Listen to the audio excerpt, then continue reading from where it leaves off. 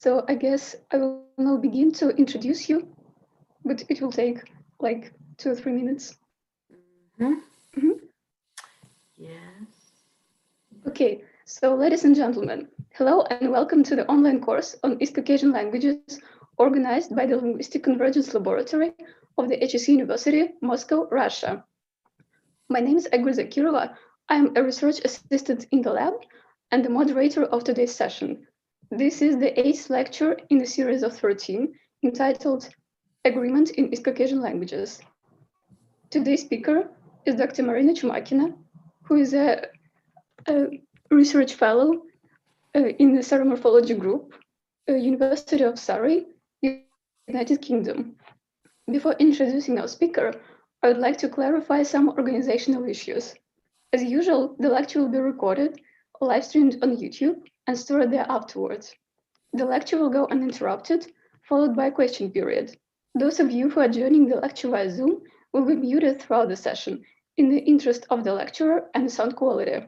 However, we are looking forward to questions and comments, which you can send via the Zoom chat or the YouTube live chat. At the end of the talk, I will share my screen with a list of questions and comments for the speaker to answer them. We apologize in advance that there might not be enough time to address all the questions, but Marina will be able to read them after the talk, and hopefully she will find a way to answer you. So I'm happy to introduce Dr. Marina Chumakina, a research fellow in the Surrey Morphology Group, University of Surrey, United Kingdom. Marina received her MA and PhD from Moscow State University, and since then she has worked as a researcher and lecturer in Surrey. Marina's main fieldwork language is Archie. She is the first author of a multimedia dictionary of this language. Her research interests revolve around theoretical morphology and agreement in the East Caucasian languages. In her numerous publications, she addresses, among others, the following question: to what extent can contemporary formal theories of syntax account for the highly complex agreement systems present in East Caucasian languages? Marina has published articles in morphology and studies in language, and co-edited several volumes on canonical typology and agreement, the most recent one being Archie, Complexities of Agreement in Cross-Theoretical Perspective, issued by the Oxford University Press in 2016. So please join me in welcoming Dr. Marina Chumakina, Surrey Morphology Group. So the floor is yours, and I guess you can start. Thank you very much. Let me just make sure that you all can see my screen. Well, yes? Yes, we can. Thank you. Thank you. So today we'll be talking about agreement, which is a linguistic phenomenon involving the following notions.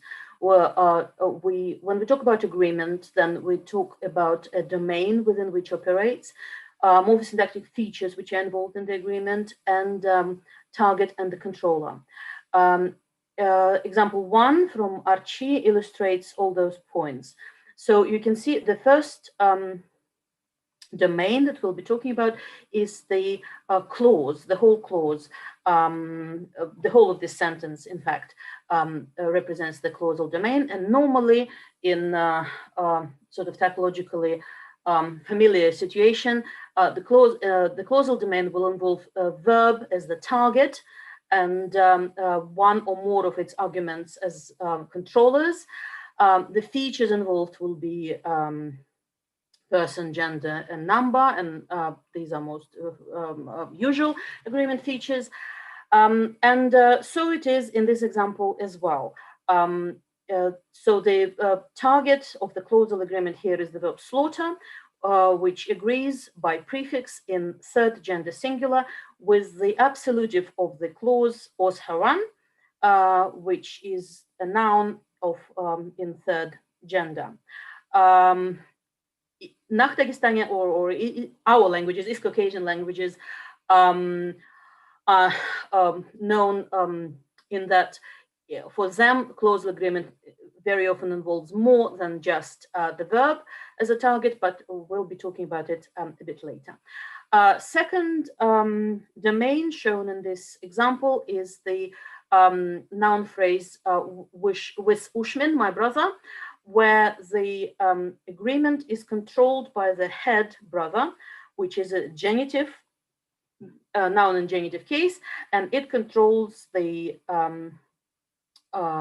prefix wa, the first gender singular prefix on its target, the genitive pronoun. That's all the notions that we will need for today's talk. And here is the structure of it. First, I will give the brief overview of East Caucasian agreement, and then we'll outline the properties that make our languages remarkable in terms of agreement. That's its multiple exponents, agreement on non-finite clauses, long distance agreement, and causal agreement on non-verbal targets. I'm very grateful for Timur Maisak to start in his lecture to start a bit on verbal agreement, and I will be relying on him for some of or referring back to him on some of the topics. And also special thanks are due to Stephen Kay, who helped in preparing this talk. If we talk about agreement features, then our languages mostly show agreement in gender and number. And here you see all the languages that that show agreement in gender number are in red. So only 3 of the Lesgic languages lost the feature of gender, that's Agul, Lesgian, and Udi. However, some languages developed another feature, agreement feature, an innovative agreement feature of person. So it is the Kista dialect of Chechen. It's Sovatush, some of our dialects, Ahwah, Lak, all languages in Dargwa group, and in Lesgi group, it's Tabasaran and Udi.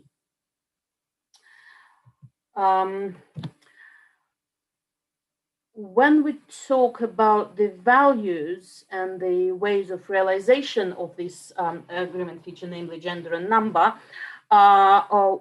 we see that our languages represent quite a big variety in terms of complexity of both paradigm structure and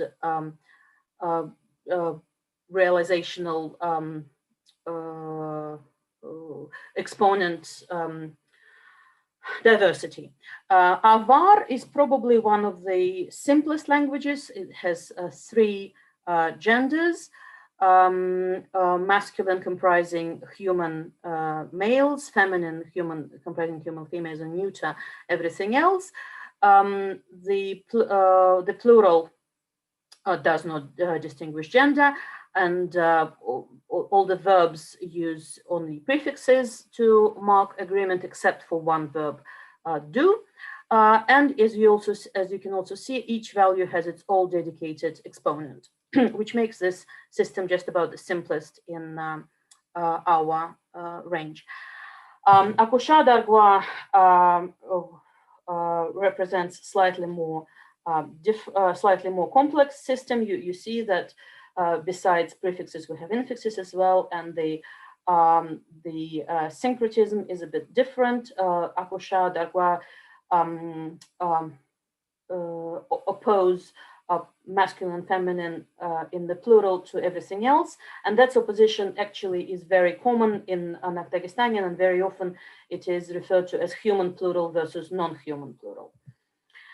Etsezic language Hwarshi shows even more complexity, both in terms of the number of genders, and you see that the nouns, besides first and second gender, the distribution of the nouns into the rest of the gender, third, fourth, and fifth, is semantically non-predictable. And in terms of the actual exponents, for example, first gender singular employs 0, as well as a prefix and infix wa, an overt prefix and infix. However, the syncretism in the plural is roughly the same as we saw before, so it's human plural versus everything else. Archi has only 4 genders and the same syncretism in the plural, but the distribution of the exponents is not so simple. So the verbs are divided into 3 classes. Some verbs use prefixes everywhere in all the stems, as you can see in the verb milk show that. Infixes, second group comprises infixal verbs, which employs infixes as agreement exponents throughout. And finally, third group represents the verbs that use infixes in perfective and finalis, and prefixes in imperfective and the imperative. So here you need to look at the column which says third gender singular, which shows an overt marker of the gender, whereas the fourth gender has no marking at all. Finally, Tzahur shows even more complex system, because it has 2 completely distinct sets of agreement markers. Then about 50% of all Tzahur verb use weak set throughout the paradigm. 20% of the verb use the strong set, and the remaining 30% use strong set for perfective stem and the weak set for imperfective and potential. In this respect, it is a bit like Archie, but with a more rich exponent set. If we look at non-verbal systems, then the systems of expressing non-verbal agreement, then we will have very often we'll have the same paradigm structure. So avar, the agreement of avar adjectives represent the same paradigm structure as avar for avar verbs, but the exponents are different, that its suffixes, not prefixes, and the exponent for plural is different from that of the verbal exponent. And I could not resist being huge fan of Harry Potter as I am. I couldn't resist bringing this example forward. Here we see the agreeing of the adjective old, which agrees with its head in gender and number, but not in case, and that's very often the case with our adjectives. Although there are adjectives which don't agree in gender or number, but in gender, but can agree just in number, as we will see. Non-verbal agreement can also represent a different paradigm structure from that of the verbal, and different exponents. So Archie attributives and demonstratives have different paradigm structure from that of the verb. You see the plural does not distinguish gender at all. Adverbs use the same paradigm structure as verb, but different exponents. So here the verb will have 0, whereas adverbs have And finally, Archie pronouns use both sets. And Archie pronoun paradigm is really quite spectacular. I only give you a partial paradigm of Archie pronoun, only that a part of the paradigm where we have agreement. So Archie first person pronoun in the singular agrees in the genitive and in the dative, and here they use the same set of exponents as the verbs, whereas the first person plural inclusive in ergative, genitive, and dative use both infixes, same, and the same set as the adverbs. You see the here, and the prefixes, just as verbs do. In terms of the complexity of agreement paradigm structure, I think Archie pronouns are unrivaled even in East Caucasus. Sometimes, as I said, the nominal agreement can different features. So, for example, dargwa can adjectives can attach a plural suffix, and hanochwarshi, the adjectives can agree optionally agree for number. So 10a shows the adjective tired attaching a plural suffix, but without that suffix, this sentence will be just as grammatical. A very interesting case of agreement within the noun phrase is represented by several Andic languages. I give you here example from Pakvalal.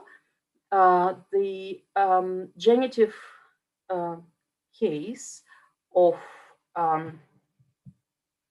some nouns is expressed by the agreement marker. So to be able to express your genitive as an agreement marker, you have to be, the noun itself has to be of the masculine gender. So it is because it is the noun blacksmith that we see three different forms of genitive depending on and the form of the genitive depends on the head, brother in 11a, sister in 11b, and house in 11c. And 11d gives a contrast. If you are not so lucky to be in the masculine gender, then you just have a boring old ending for genitive without any agreement markers.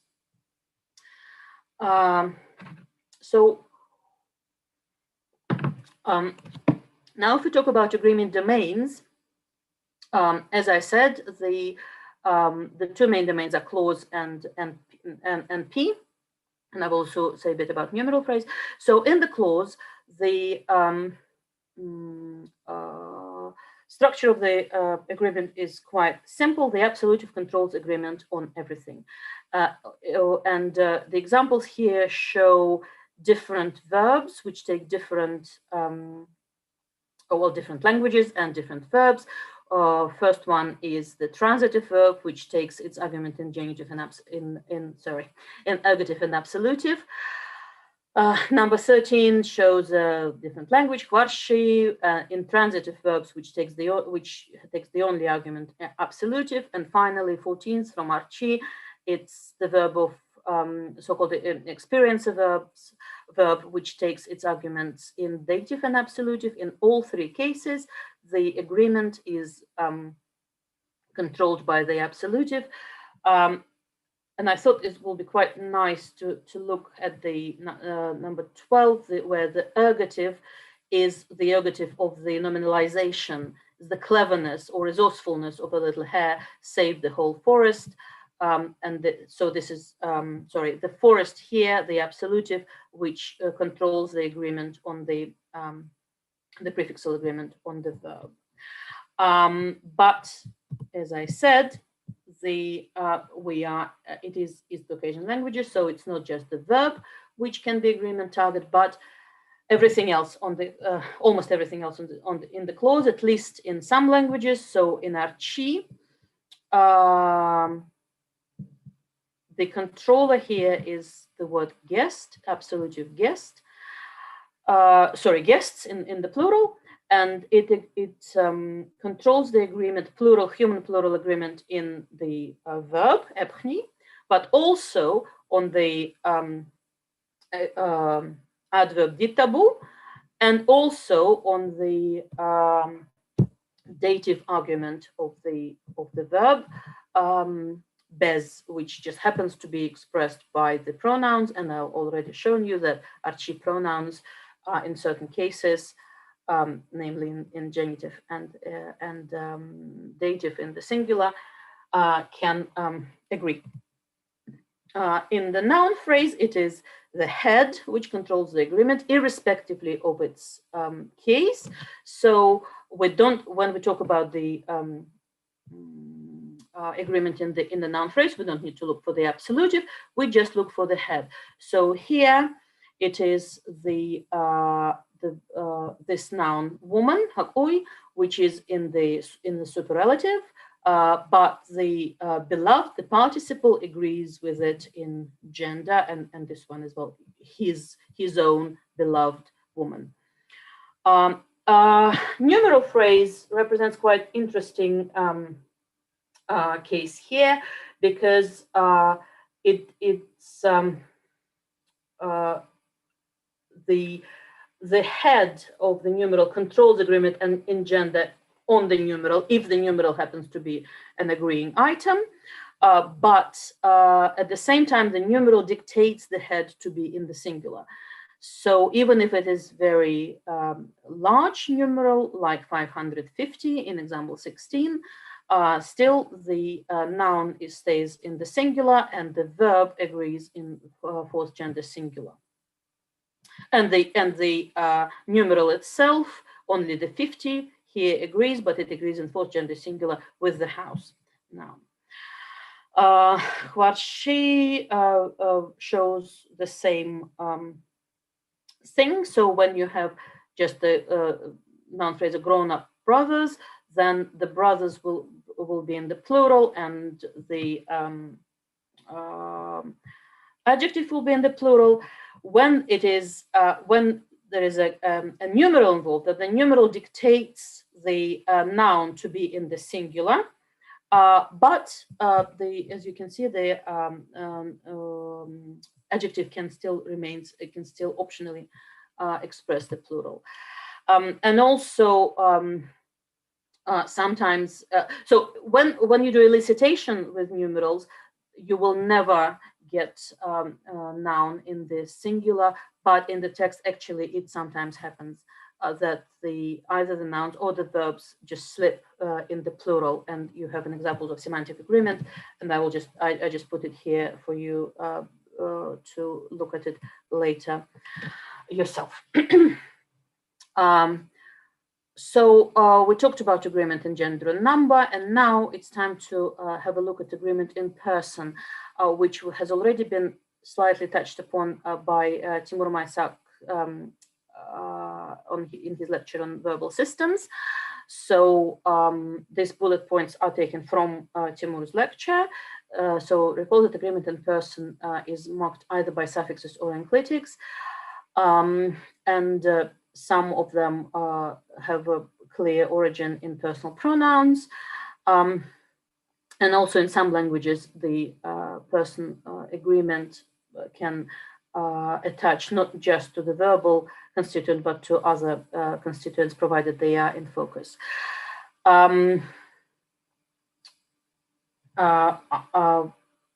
I would like you to, to direct you to Nina Sumbatova's paper on person agreement in Dargwa and Luck, where she shows that a person agreement has at least 3 possible origins. Sorry, and all the languages that show a person agreement can be split into 3 groups.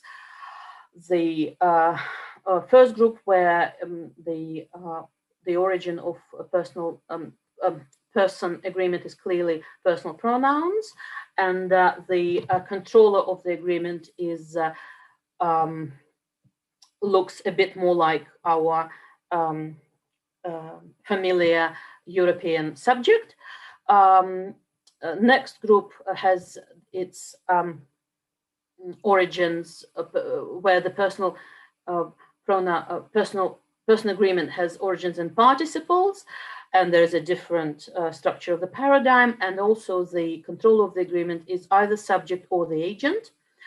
And finally, Lac and Dargwa comprise the group where the origin is unclear, and both paradigm structure and controllers presents a very complex picture. And I will only show you a couple of examples from Nina's paper from Dargwa. So when we talk about person agreement in Dargwa and Luck, the first thing to take into account is the person hierarchy. So the first and second person will also always have a preference over the third person, but if both arguments are speech act participants, then the verb can agree either with agent, as in Chirag Dargwa, or with patient, as in Tamti Dargwa. This is just the tip of the iceberg, how complex the picture can be. For more, please look at the excellent paper of Mr. Mata. Now we are more or less leaving our overview and moving towards what makes East Caucasian agreement stand out. And first bullet point was multiple exponents, but first, even before multiple exponents, kind of a soft introduction to that would be the two positions for agreement and participles. Again, from Timur's lecture, I want to remind you that some participles can have different gender agreement slots, and which can have different controllers. So in the participle, the stem slot agrees with the verb absolutive argument, and the participial suffix agrees with the head noun. And Timur gave examples of transitive participles made of transitive verbs, which have different controllers. What I want to show you, just to provide some variety, is examples from Archie of intransitive verbs, which can have the same controller, where the participle can have the same controller, but it's only notionally the same controller. Syntactically, they are still different controllers. So in 21a, the stem marker, the prefixal marker of the agreement agrees with the absolutive of the verb to come, and r agrees with the head noun, the woman. The noun which is attributivized by this participle. However, the intransitive verb can also have, the participle made of intransitive verb can also have different controllers. So in 21b, we have the an overt head noun time, sa'at, which is the noun of the fourth gender, and the participial suffix agrees with that, whereas the stem of the verb to go still agrees with its own absolutive going, of the girl who was going at the time of my going. It's the girl talking. And now we go for multiple exponents proper. Timur showed us some examples from Archie, from Batsby, and taken from Alice Harris's book, which first introduces the term multiple exponents. And Archie has also has multiple exponents on some adverbs and pronouns. So 22 shows the adverb, which has both prefixal and infixal slot for agreement, and here it agrees with the absolutive, and it is the same controller both notionally and syntactically. It's just a repetition of the agreement marker. The pronoun can have two markers, as in 23a. So this is the is the genitive pronoun or first person pronoun, and it has prefixal agreement slot, but there is also it attaches a particle, which is kind of a focus particle, which means on, or restrictive particle, which means only my wife and nobody else entered the house. However, again, Archie pronoun can go quite spectacularly more than that, and 23b shows you the same particle aro as we saw here, plus the emphatic particle iru, plus the attributive marker, which attaches the gender marker, as we already saw in other Archie participles.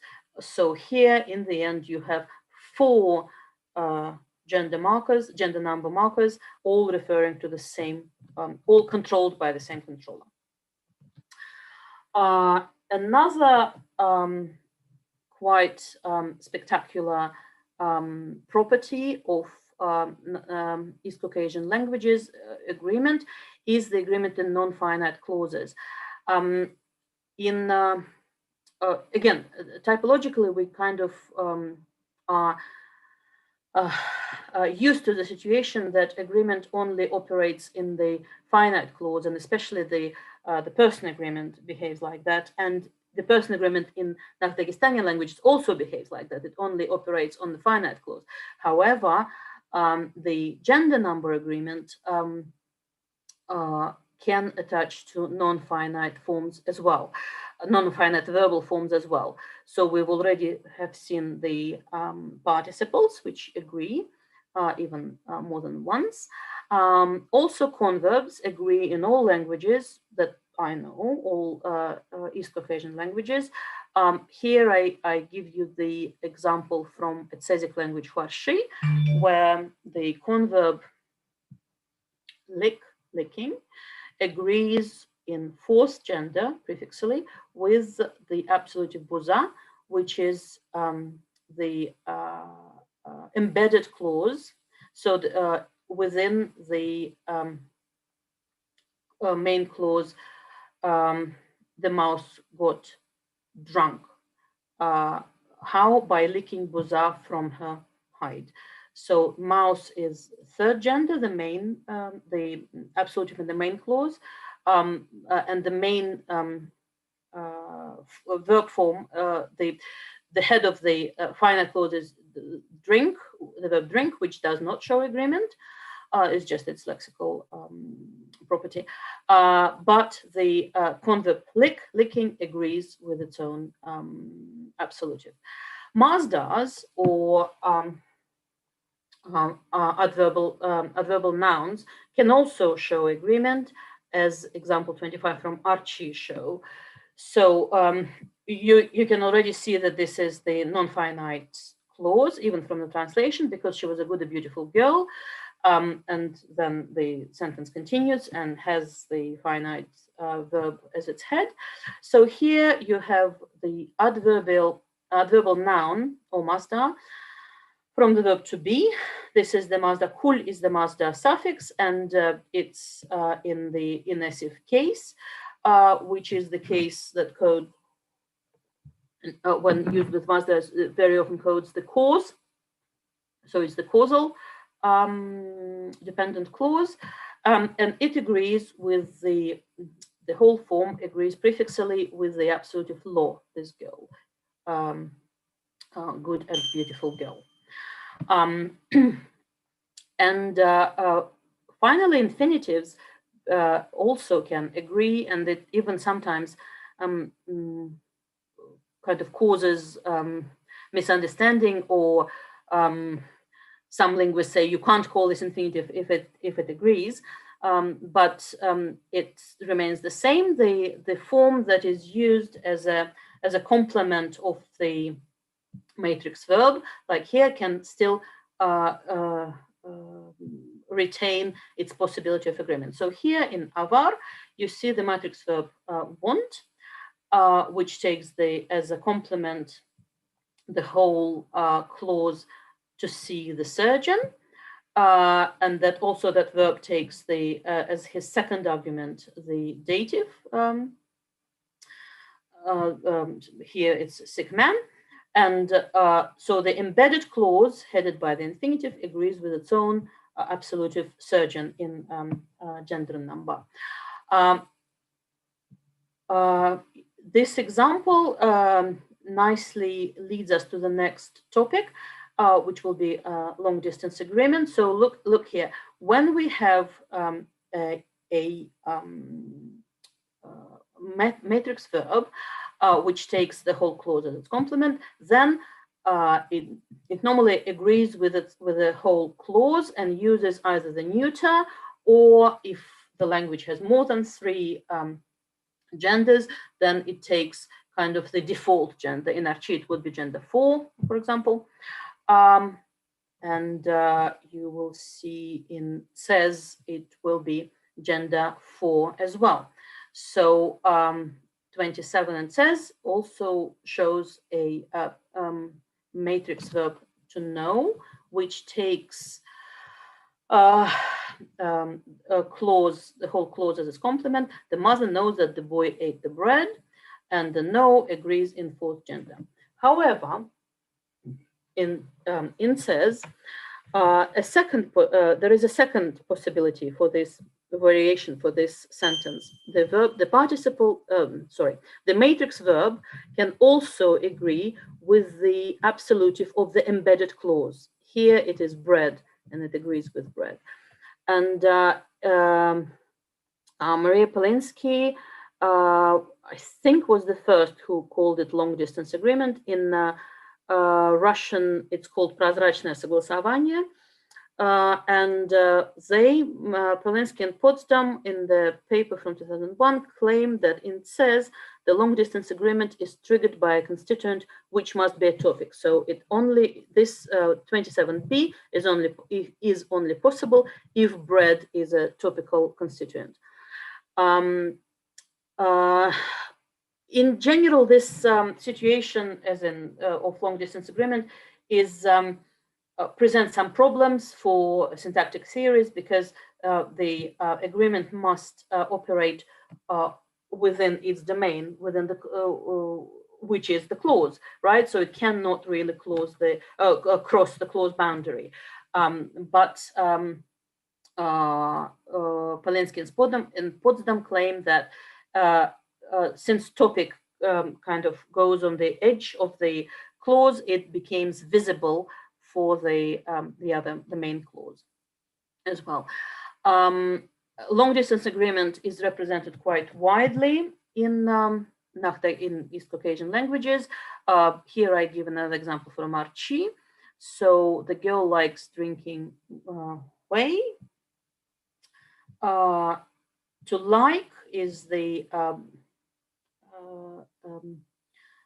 periphrastic verb can be care, where the auxiliary, only the auxiliary can carry the agreement marker, and it agrees with the embedded absolutive, or the absolutive of the embedded clause me. 28b and c show the variation. So in B, it is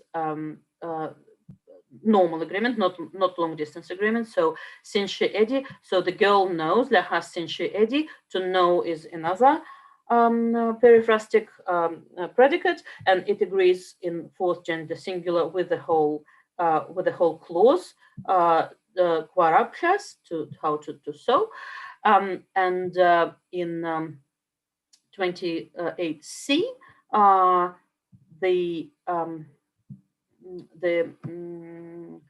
predicate, the matrix predicate now agrees ebdi with the absolutive of the embedded clause quar.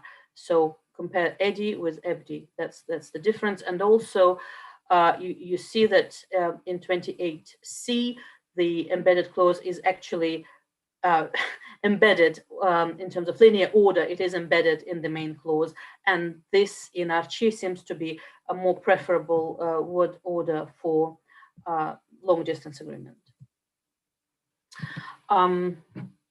Finally, the property I wanted to discuss today is the clausal agreement of non-verbal targets.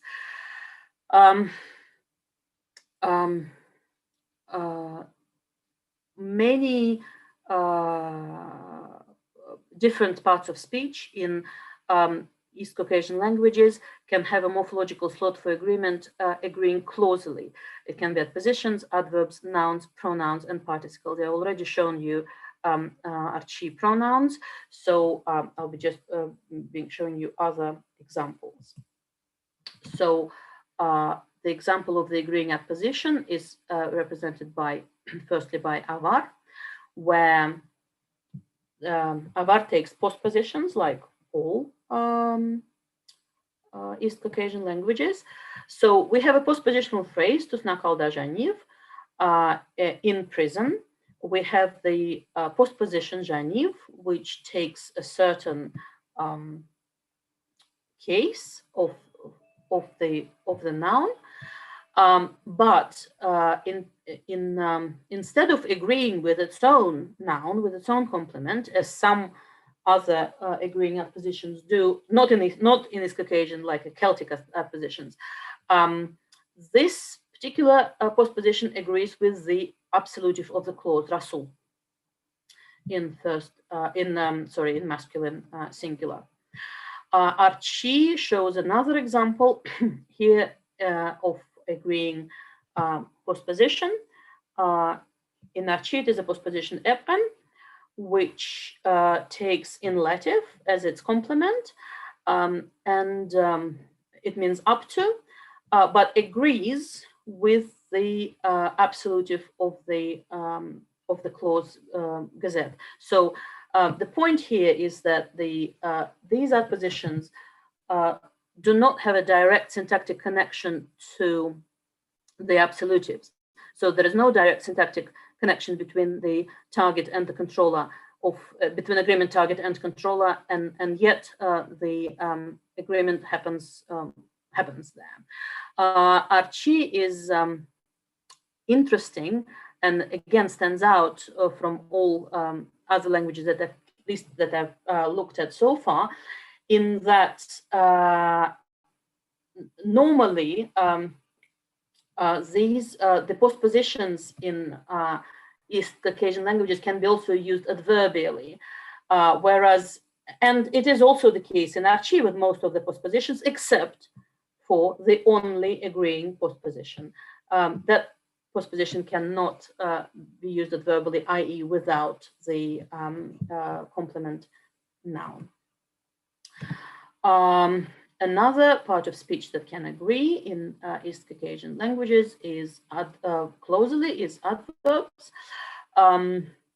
So example 31 gives example from luck, whereby the adverb by autumn agrees in first gender plural with the absolutive Bajulav call, which is family, Bajulav family.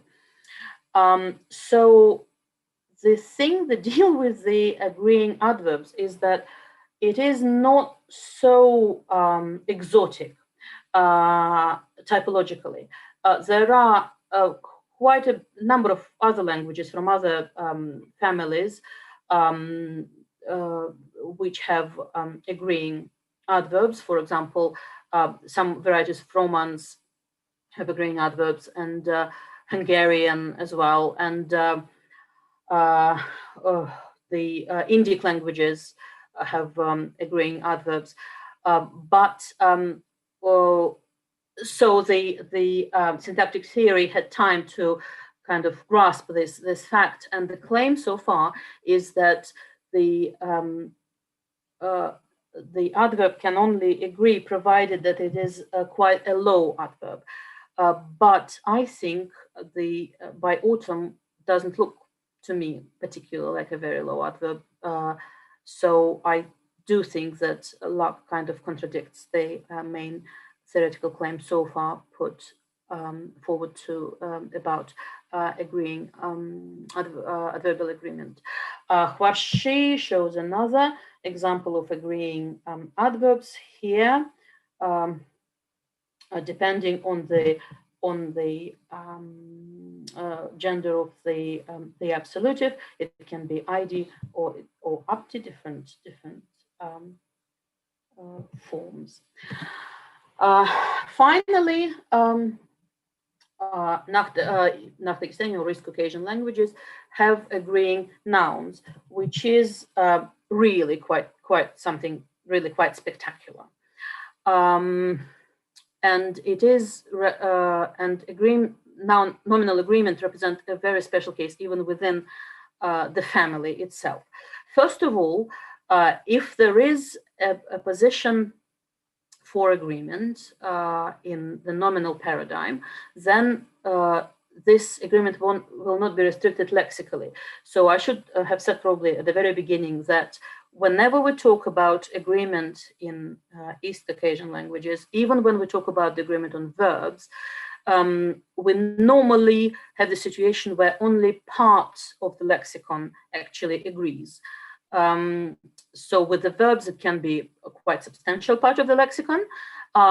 With other parts of speech that I've already talked about, like adpositions and adverbs, is normally just a handful.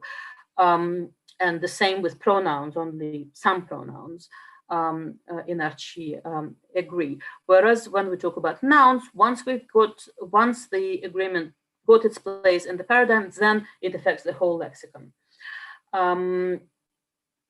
An agreement in nominal paradigm is found in two main cases. On one hand, it's found in locative paradigm. In locative paradigms, as you see, in 4 language groups, so that's quite widespread. And also, we have the agreement in the main tense paradigm, but only in 2 varieties, in 1 language group and in 2 varieties, in Andi and 1 dialect of Karata. So first of all, then, let's look at the locative paradigms. I'm not giving you examples of all possible agreement in nominal paradigms, just examples from Avar and Tokita Karata. So you probably remember from Misha Daniel's lecture how complex and versatile the locative paradigms are of locative paradigms of East Caucasian language, East Caucasian nouns are.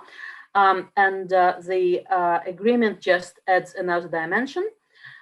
So if you look at Avar, you can see that you have agreement in 2 slots on the paradigm, in essive and in I guess in lative, the destination. And morphologically, these cases are quite different. So here we can kind of say that it is we have the case ending e, which has the agreement as its infix. So we can talk about the agreement sort of affecting the case ending. Whereas here in the essive, it is the agreement itself which is the ending, which poses quite interesting morphological problem by itself. In Tokita Karata, you can see that much bigger slab of the paradigm is affected by the agreement. So all the locative cases of 2 localizations, source and path, are affected by the agreement. And I would like to show you the examples of usage of the agreeing locative cases usage. So example 35 is from Akosha Darkwa,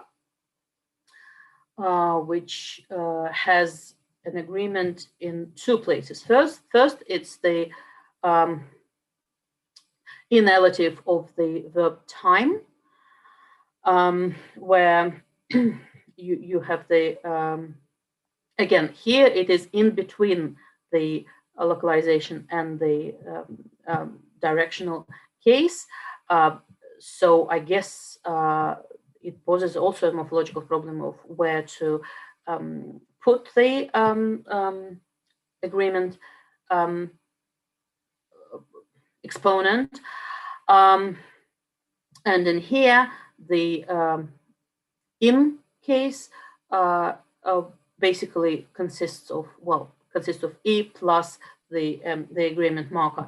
Both of them agree with the absolutive lion. So a very long time ago, in a very long time ago, in our forest, a lion used to live. In Avar, as I already said, you can claim that this is just an infix within the localization locative case. So in lative in the plural, and in lative in the masculine singular in 36b. And now it's time to talk about the agreement in main paradigm. So several Dagestanian languages, I think all of them are in Andi group, employ a special case for to code the experiencer argument of certain verbs. So in general, East Caucasian languages typically code experiencer verbs differently from agentive verbs. So we've already seen several examples from Archie, from Cez, Huarshi, where the argument of the experiencer verb is coded by dative, and that's a very and I think in Avar as well. We've seen an example in Avar. Yeah, so that's a very widespread strategy to code the experiencer in dative. If we have dative, some Syntactic languages employ some a locative case, which also is sometimes called dative. But Andic languages have a separate case for experiencer argument, which is called the effective, and that case in two varieties involves agreement.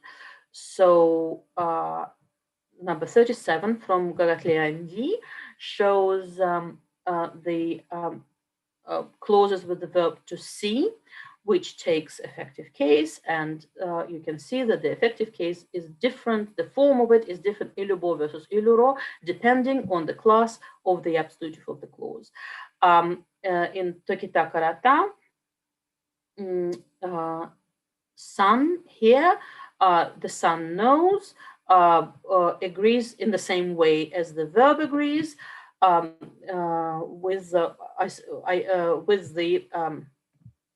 with the clause, so it employs third gender singular agreement. And this is really quite unusual situation where the two main arguments of the verb agree. One argument, yes, with each other. So the absolutive acts as a controller of the agreement, and the effective acts as the target of the agreement. When we looked at the locative cases, after all, the locative cases are normally code various adjunctive roles, sort of they almost like adverbial in terms of the syntax. Their role is kind of they take an adverbial position, and you can say, well, those behave just like adverbs of place and time, whereas the agreement of the two main arguments of the verb is really quite something. Indeed, the languages don't seem to like this situation because it is, first of all, it's very rare, as we saw, and even in the group, we could see that the effective case in other Andic languages has also have an agreement marker, but it just froze in certain case and doesn't show agreement anymore. So Bagwalal it's bind in D as well, and then Gigatli and Godaberi chose a different gender to freeze in, gender 4. So languages clearly are not comfortable with the situation of the main argument of the verb being taking agreeing form, and they try to get rid of it. And also,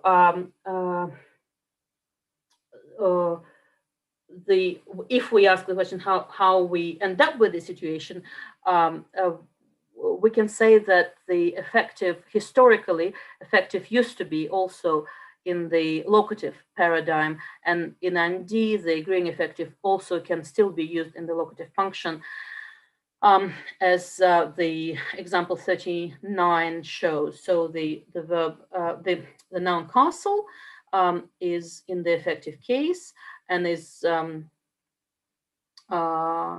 complement of the postposition before, and it agrees with the, in gender 1, with the absolutive of the clause boy.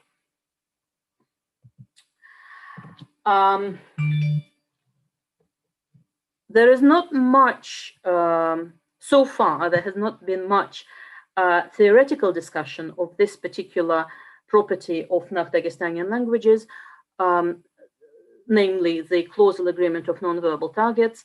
And I can only think of two times, two instances where it was mentioned. Kenan discussing Alvar, and Yakov Teseles discussing the North Dagestanian languages and the agreement in North Dagestanian languages in general in his book General Syntax. Talk about, well, Kenan used the word spreading. Teseles' book is in Russian, so but in essence, he talks about the same. Basically, that the agreement is they're saying that the agreement is the property of the whole clause, and it gets spread on the clause and like if you like a butter is got spread on toast, landing on every places where morphologically the agreement is possible. However, further investigation in this topic showed that it's not exactly, the situation is not that simple.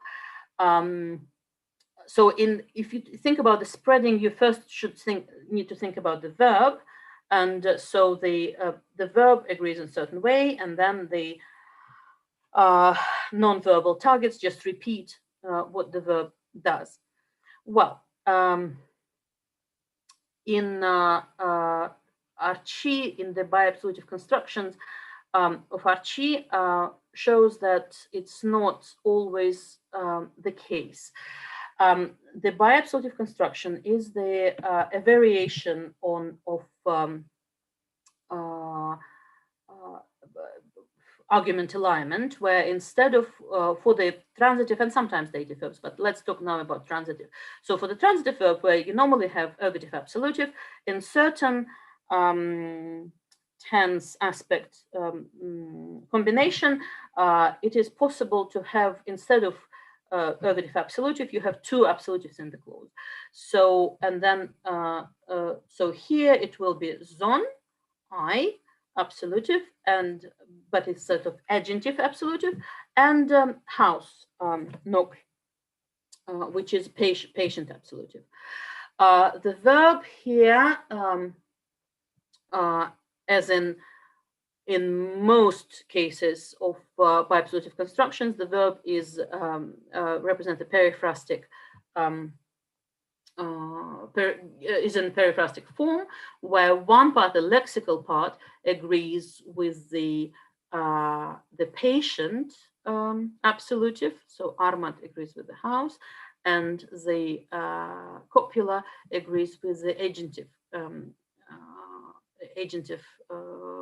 absolutive in first gender singular. So when we have the agreeing adverb, what do? They have two potential controllers that they can agree with, two absolutives.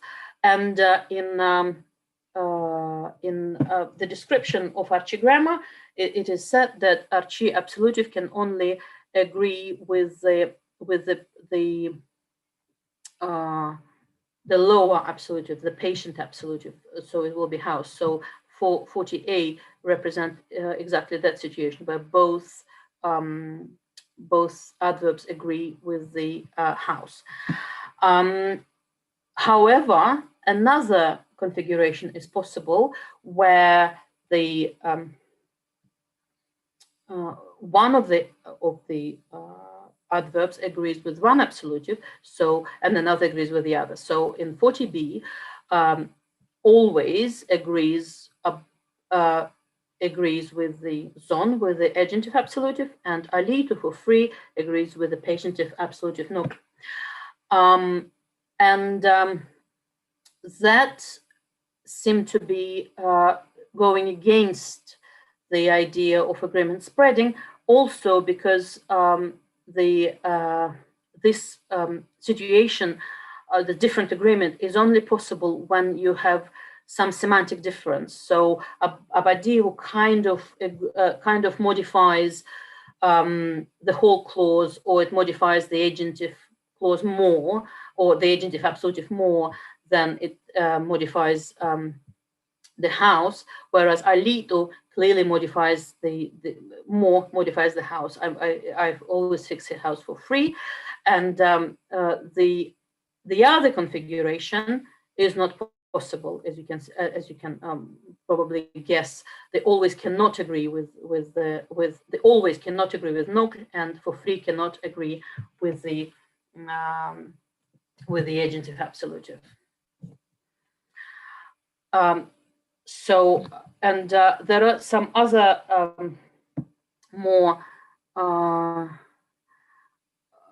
slightly more outrageous cases when the adverbs behaves differently from the verb, but I didn't want to show it today because some of them needs further confirmation from the speakers, and obviously I could not do it this year because of the field work was not possible this year at all.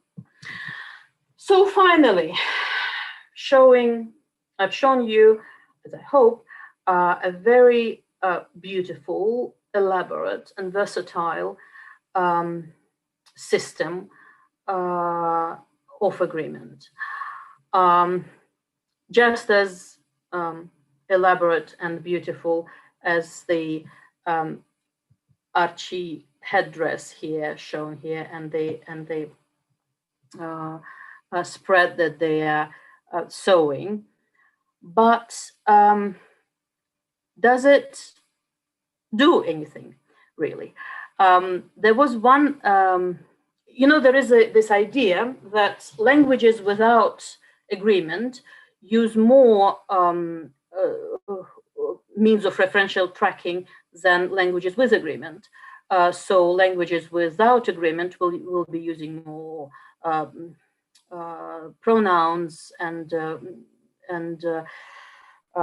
overt nouns and all that. And altogether, it goes under the name of referential density. And so once Dima Ngendov and Natasha Bogomolova did a talk in Bamberg in 2013, where they compared the referential density of the text in Tabasaran and Dargwa to that of text of Tagol. And if you remember, Tabasaran is the language which does not have gender, but has agreement in person. Dargwa has agreement both in gender and person, and Nagul has agreement in neither. It completely lost the agreement. And their results came out the same. That is, the language with agreement has the same referential density as text in a language without agreement. Unfortunately, they never published this work, so I cannot give you a better reference than that. But I've actually confirmed this with Dima recently, that I remembered it correctly, the results correctly. So unlike Archie clothing and throws, the agreement in Nakhtagistanian is just as beautiful and elaborate and complex, but maybe slightly less useful. Thank you very much.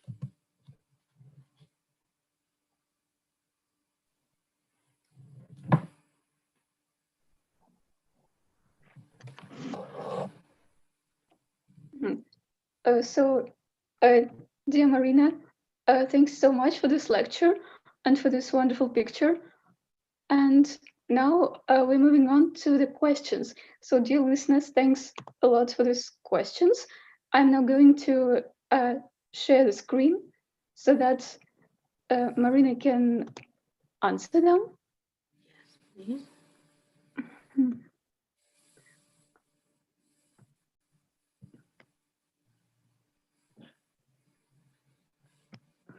Oh, Here they are.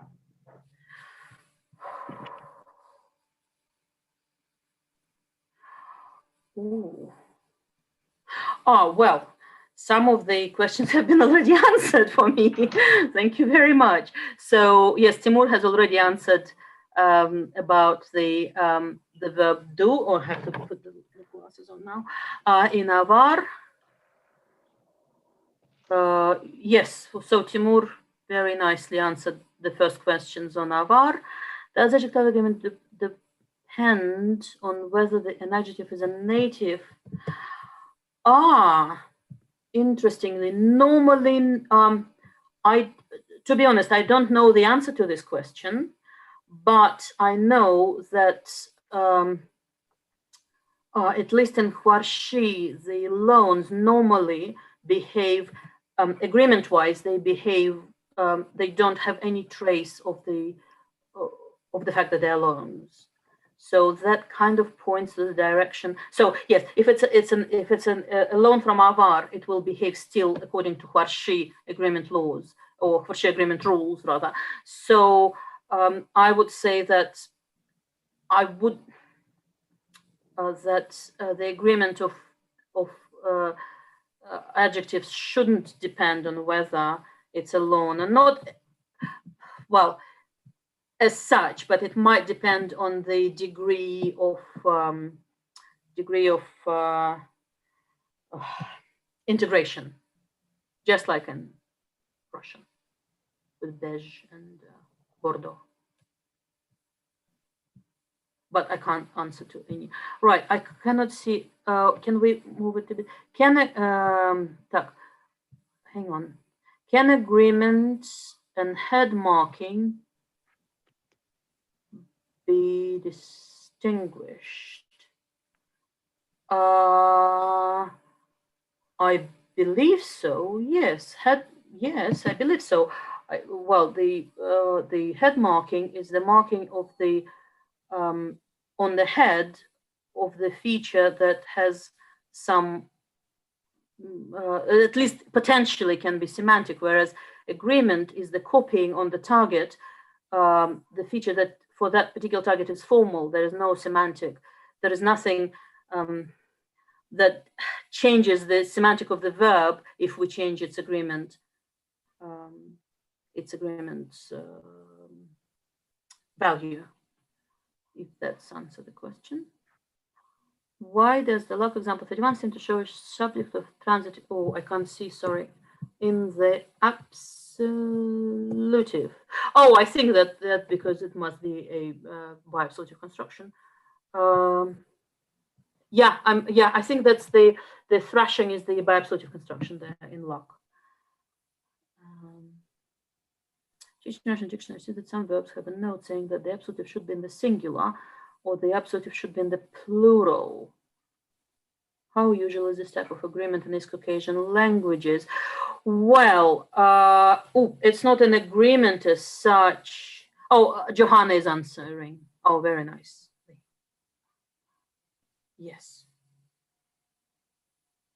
Oh, yes, that's the verbs that some verbs require plural or singular arguments. Yeah, that's, but Johanna has nicely answered that already.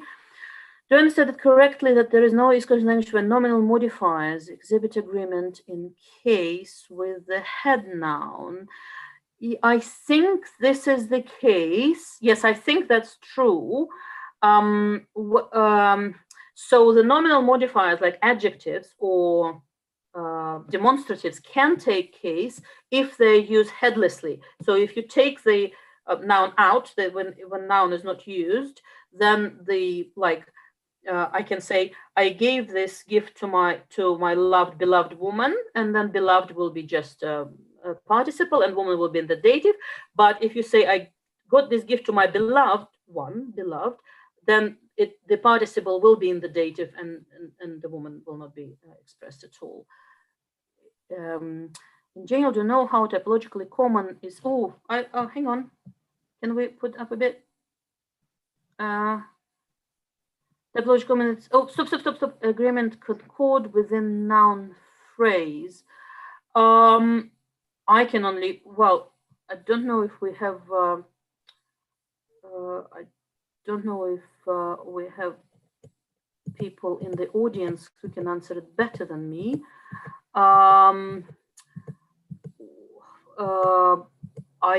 To be honest, I only know the cases of Slavic languages in terms of case agreement or concord with the noun phrases.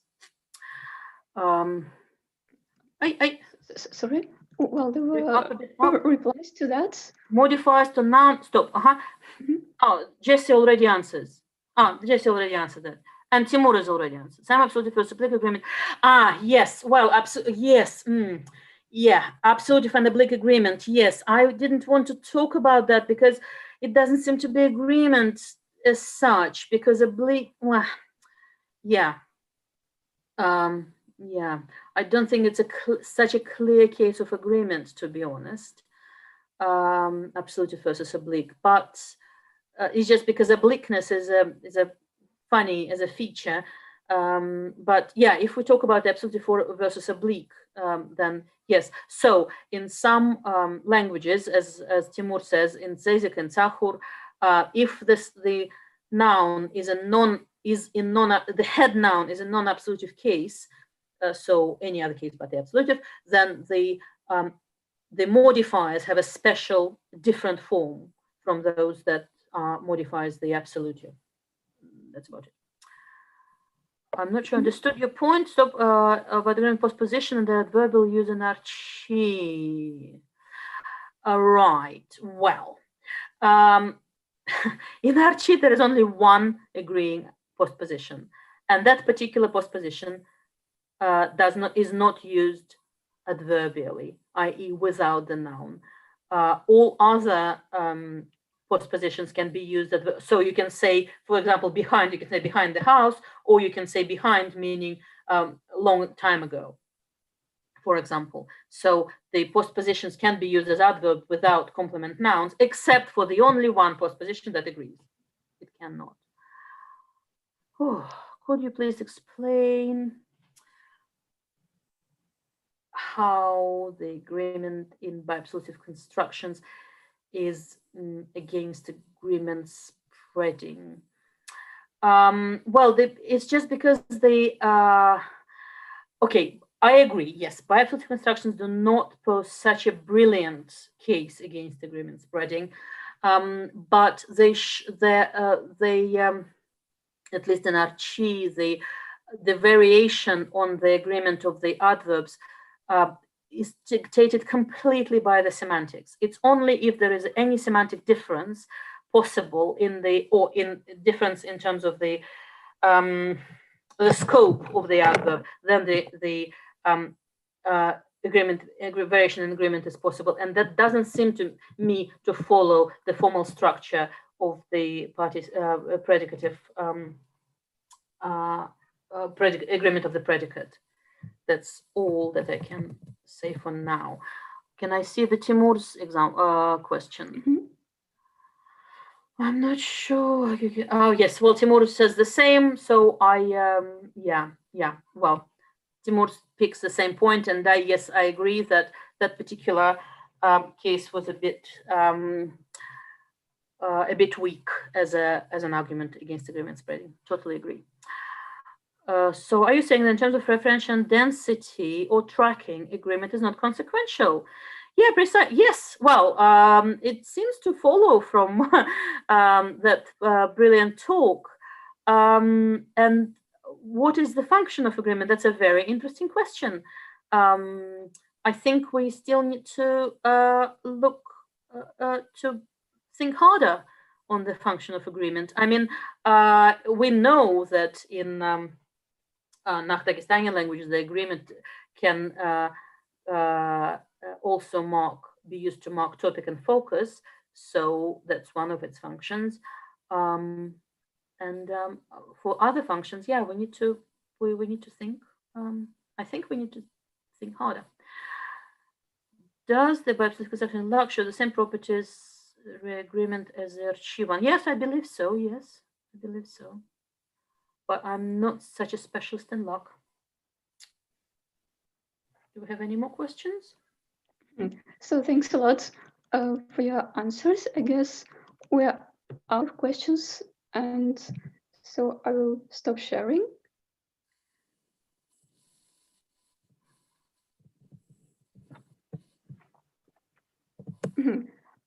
So thank you again, everybody, for coming, and thanks a lot to Dr. Chumakina for presenting her data and theory and everything on the East Caucasian agreement. So stay tuned. Thank you.